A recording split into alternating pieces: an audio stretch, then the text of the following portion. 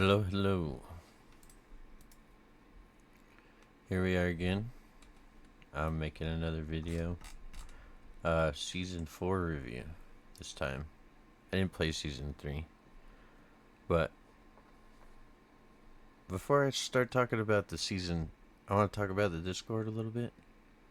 I had a few discussions and conversations, and man, people are really against other people's ideas in this community. And I just wanted to say, I hope that we could have more of an open mind and be a little more just open to each other's opinions and ideas. And you don't have to be a dickhead to disagree. Not talking about anybody specifically, there's a lot of people. Like I said, I think most of the community struggles with opposing ideas, and I just wonder if we can come together on a handful of popular concepts and flesh out an idea that we could get voted on. Alright, now that that's out of the way, okay, one more thing. Some people are using ChatGPT to help them articulate and collate and all of that. And so I just wanted to say, that's not a bad thing. I know AI is not the most popular thing in the world, but it is a very, very handy tool. Okay, let's get on to the review. So far, I wrote probably like 40 pages or something. No, I'm kidding. It's like 3 pages about leveling. But I had GPT summarize it, and so I've got a good bunch of talking points about leveling, which I think is the most important part of the game. And then we get into gearing, and we'll talk about that later. So when I started this season, I didn't really know if I was going to have many people to play with. I did for sure have one other friend who was going to play, but I wasn't sure how the season was going to go.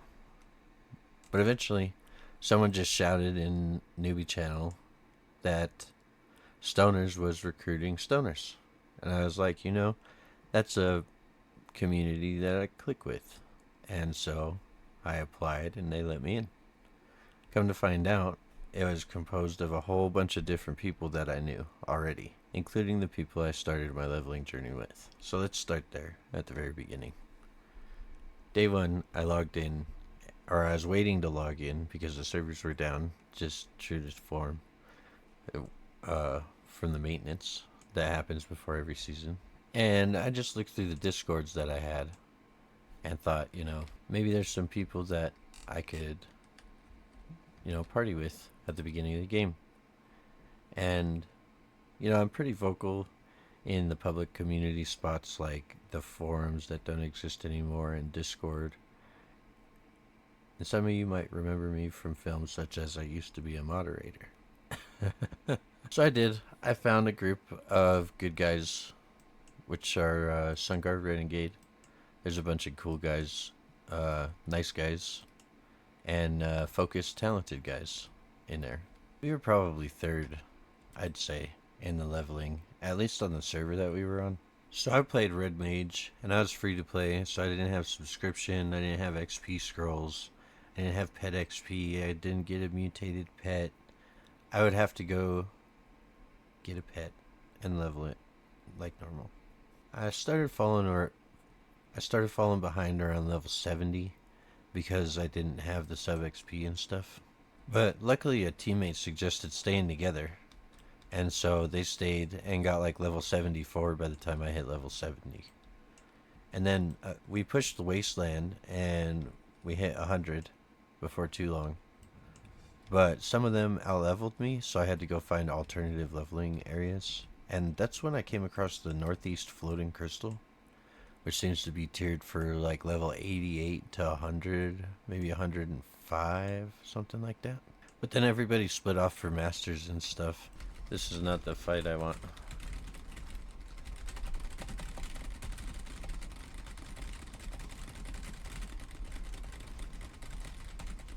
We got him.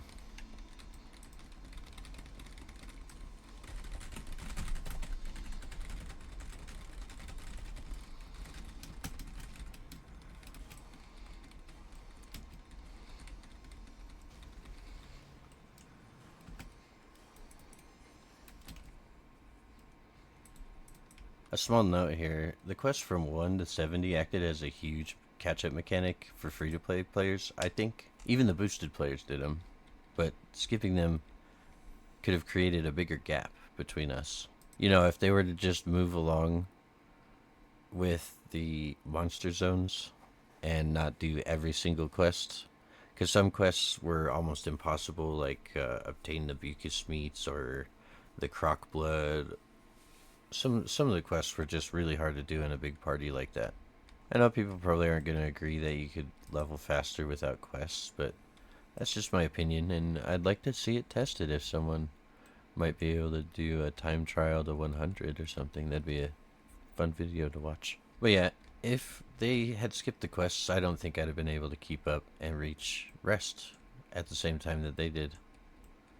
Because they kind of over leveled. They were like 70. No, they were. I forget what level exactly you go to rest, but I think they were like 54 and I was 50. Something like that. And then you stay there till 70. This guy's only using crystals so I can fight him. As soon as he starts driving, I'm out.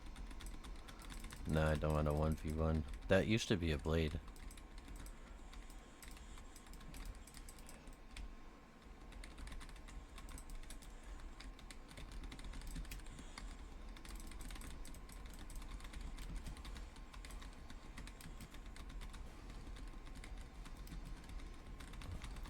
I got that PK?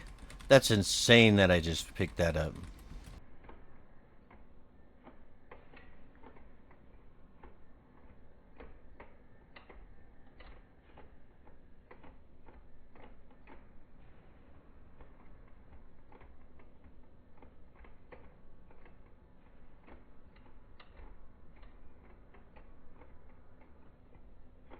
I got that PK. That's insane that I just picked that up.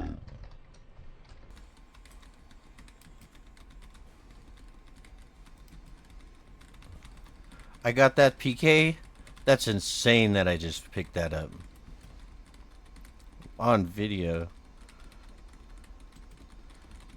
But yeah, after hitting 100, you just teddy bears, Lycos, fish, forest people, Bucus, some orcs, gargoyles, and boom, you're 160 with the full set of 6-5 armor. I can't believe I got that kill with just a soul fist. That's insane. But around 150, my other mate had caught up to me because I finally slept, and we tried V1 at 150. It was just the monsters hit way too hard, and I understand that that's group content. I think that duos are better off. Duos plus are better off doing quests.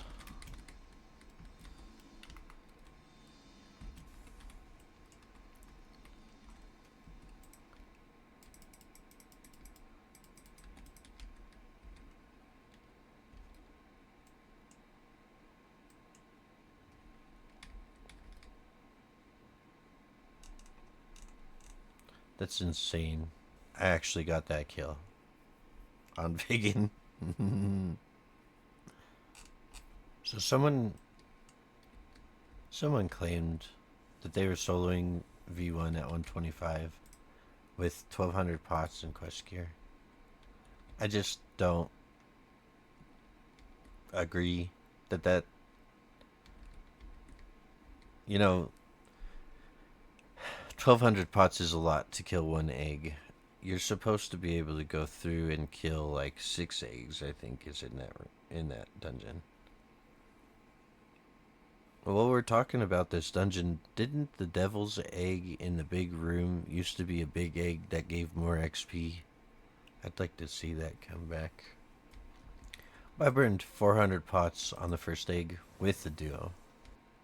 So I think V1 scaling needs to be adjusted for solo players. And like I said, I understand that it's group content, but the amount of damage that's taken is too high, in my opinion, for the player itself.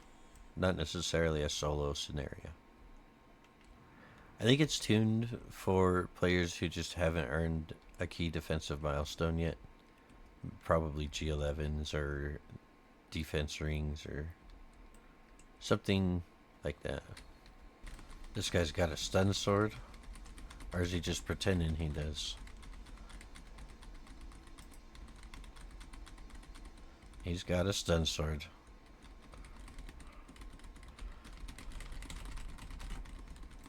I don't need 3 of them on me. Oh, I forgot to mention, around 125 I switched from Red Mage to Fist Warrior because I could power level myself while everyone was offline or sleeping or taking a break or whatever they were up to. There's so many people here. It's like 5 versus 15.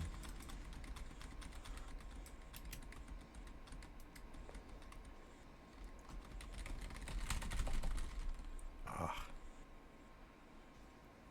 that used to be a Red Mage. I should probably talk about my gear, but I've got some pretty decent stats, 77 and 72. There's just a lot of people, and all they have to do is focus you, and you die. This is a very team-oriented meta, and I don't feel very powerful, but I can see my impact on the fights. Sometimes. I only have a 17-14 gaunt, but I do have 2 G2 Desas.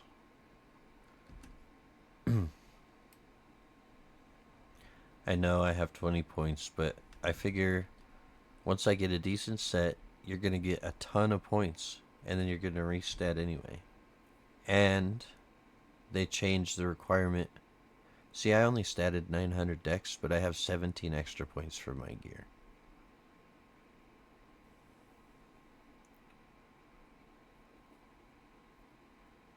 So somewhere I'm going to restat and end up with... I had 900 dex for the Void Claw, but they lowered the requirements, and I guess I'm not asking for a restat. I'm just a little frustrated that they did that. I heard the red mages couldn't even wear it. Let's keep talking about the leveling process. So around 125, I switched to Fist Warrior because it was easier to tank. I didn't have to get mana barrier to play my class, and I just did not have that level of access to gems. But yeah, at 160 I did farm some gems. Not a ton because I didn't have AoE, but I needed to farm that.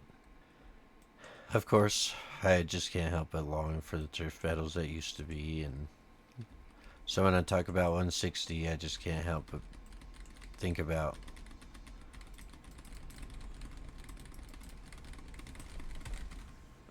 now they're targeting me because I can't pass the 4-man tank test. But yeah, I wish that there was a reason to go to Tornado, but without Masters, I just didn't have a reason to stop there. So yeah, it probably took a couple hours, but eventually I did get Blast Blade 10, and I got my buddy Rainbow Arrow 10, so we could continue the next day in Eastlad, getting levels 160 to 200. That was tough.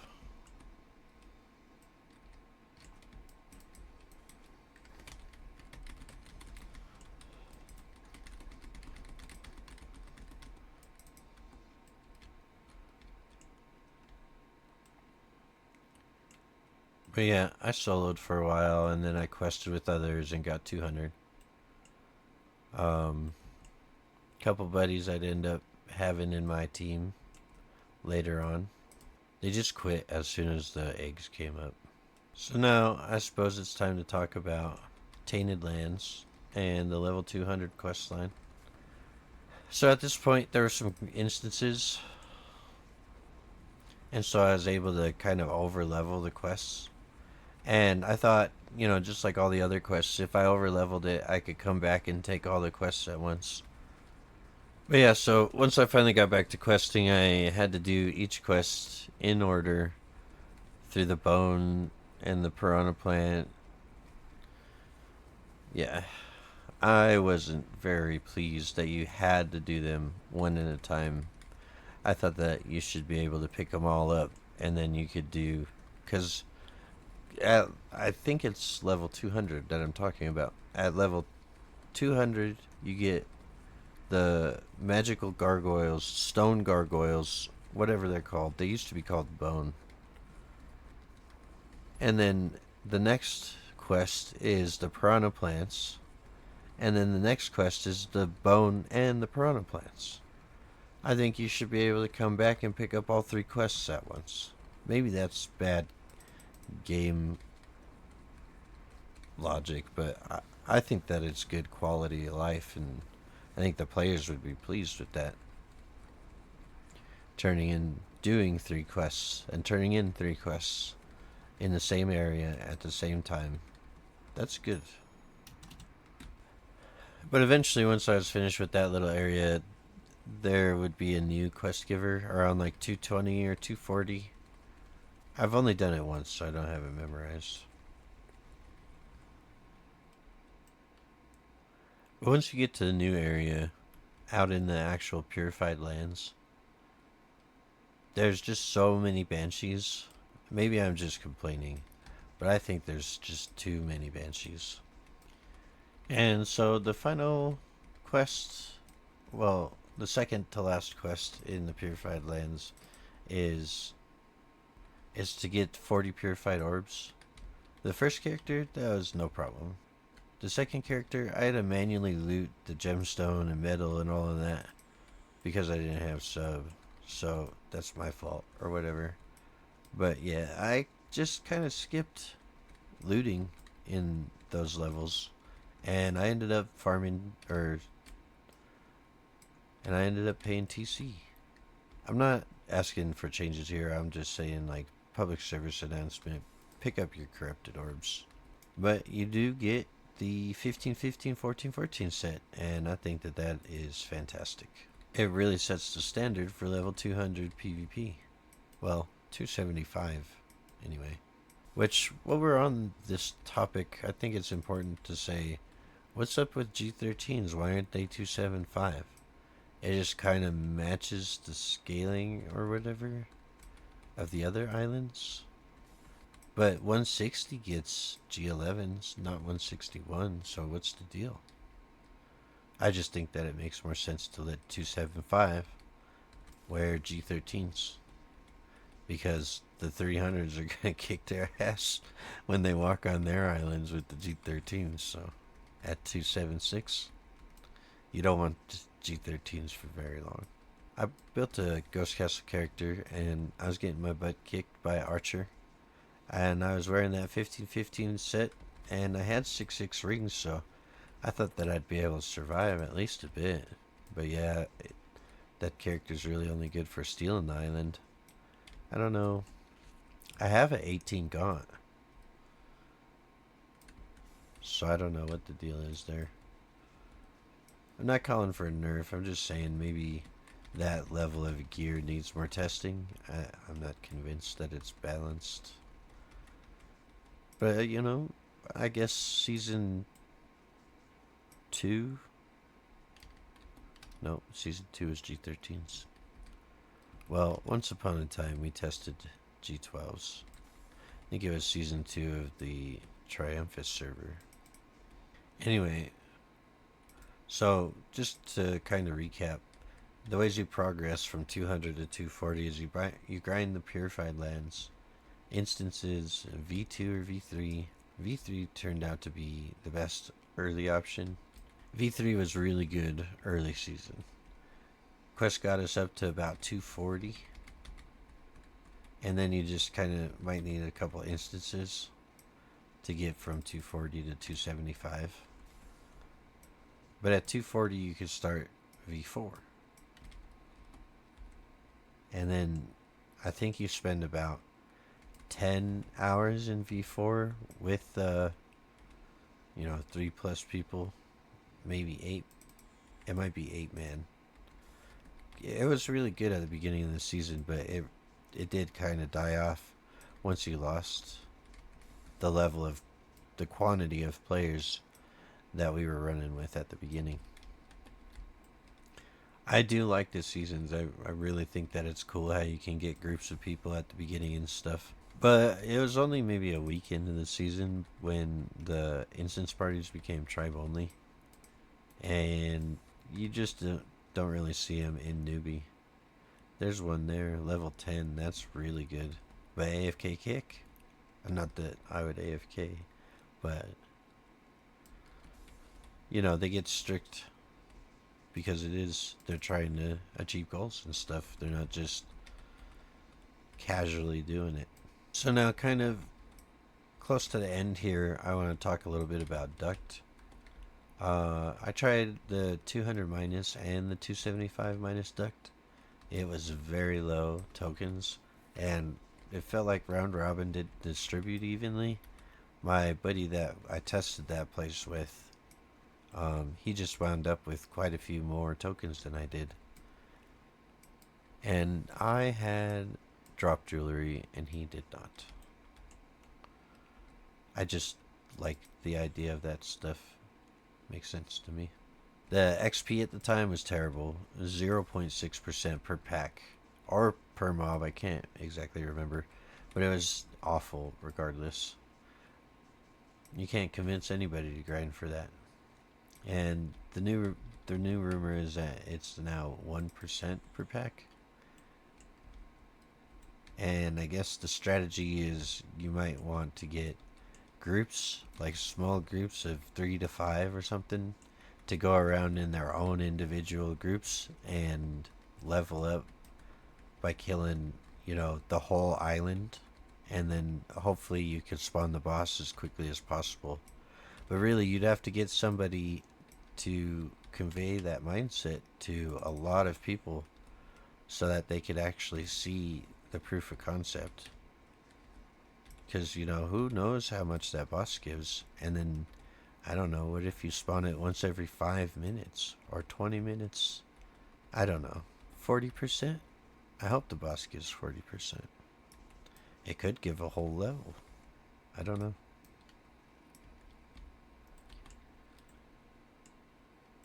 But the interest is still likely low. I think there needs to be better token incentives. But yeah, V3 felt good in the 14-14 set. I leveled entirely through V5 using the G12 set. And I think the G13 set could be given as a quest reward around like 240 or something, 250, 260. And then, they've got to warehouse it till 275. It just needs a purpose, right now it's pointless. I think it took about 12 hours in V4 to get 275. And that was about an 8 to 15 man party, so. The V5 quests were really powerful. I jumped from 275 to 288 in like an hour or something. Those are really good. I mean, I don't even like feel compelled to ask for quests to get to 300 from there. That V5 is a good wrap up to the leveling.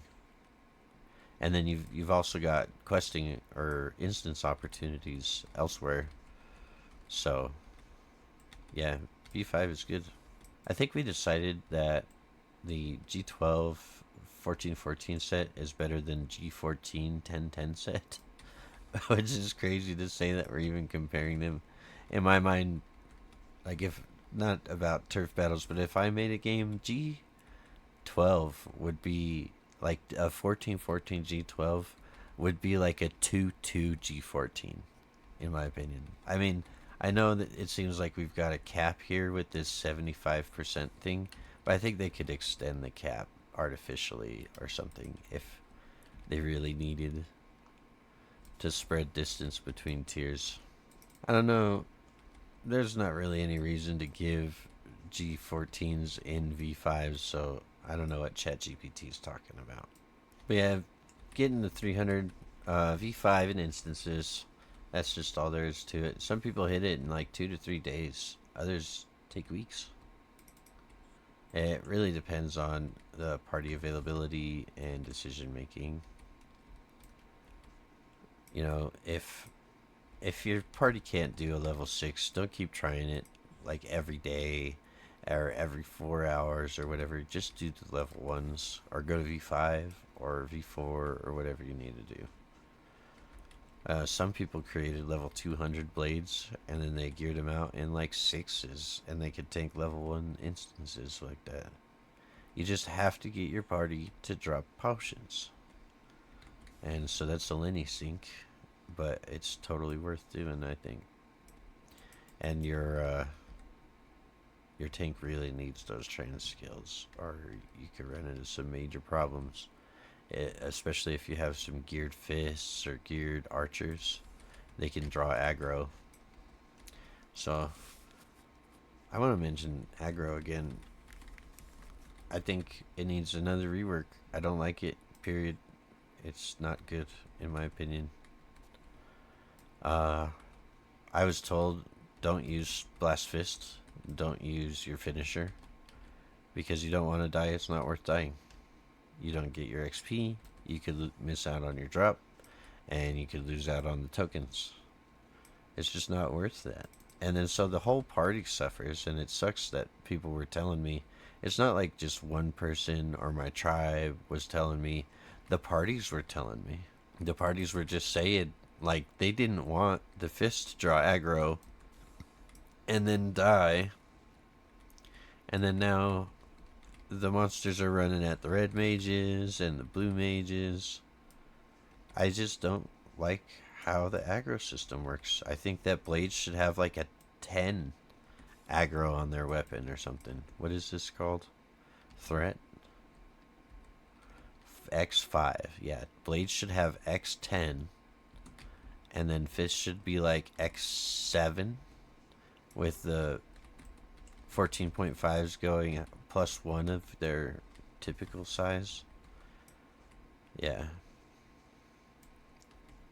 Again, that's my opinion. Man, we finally got through talking about leveling 40 minutes into recording this. I hope it's only like 20 minutes long when I edit it. Hey, push the like button if you're still here. And you saw that Soulfist from downtown take out Vigan. Oh man, that was glorious.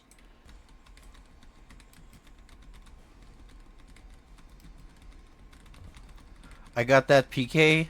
That's insane that I just picked that up. Okay.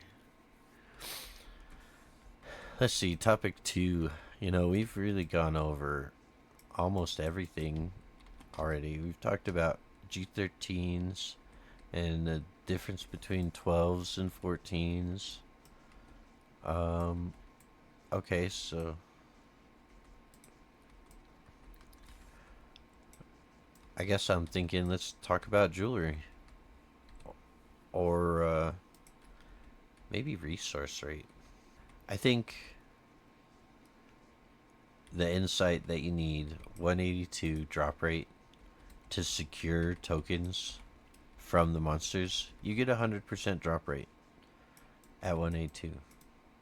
I think that should be a well known fact. You can keep the resource rate information like a community secret or whatever it is that this game thrives off of without having the wiki, and it's kind of the olden days type of community based knowledge source or whatever. But the drop rate thing, really think that that needs to be not just public information, but like heavily broadcasted information.